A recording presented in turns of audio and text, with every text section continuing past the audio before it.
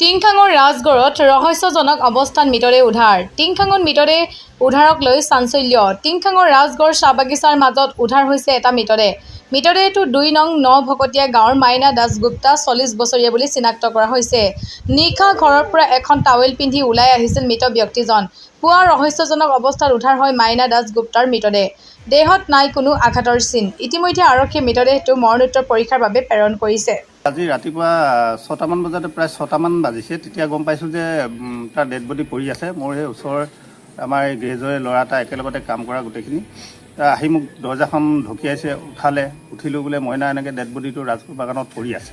লৰালৰিকৈ গৈ তাত দেখিছোঁ তলফালে মুখখন কৰি হাত এখন চিধা কৰি পৰি আছে।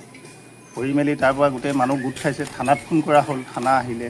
তাৰপৰা আমাৰ চাৰ্কুল বাইদেউ আহিলে, আহি মেলি চাই আহি আমি এতিয়া এই হস্পিটেলত আনি দেখুৱাই এতিয়া পষ্টমৰ্টমৰ কাৰণে পঠিওৱা হৈছে। কিন্তু বিশেষ আমি এতিয়া ক'ব নোৱাৰোঁ যে কোনোবাই মাৰিছেই নে নিজে মৰিলে। আৰু যিটো সুস্থ অৱস্থাত আছিলে এটা মানুহ, সি নিজে কিবা এটা হৈ মৰি গৈছে বুলি আমি ভাবিব পৰা নাই একচুৱেলি। এতিয়া পষ্টমৰ্টমৰ ৰিপৰ্টটো আহিলেহে আমি গম পাম কি হৈছে।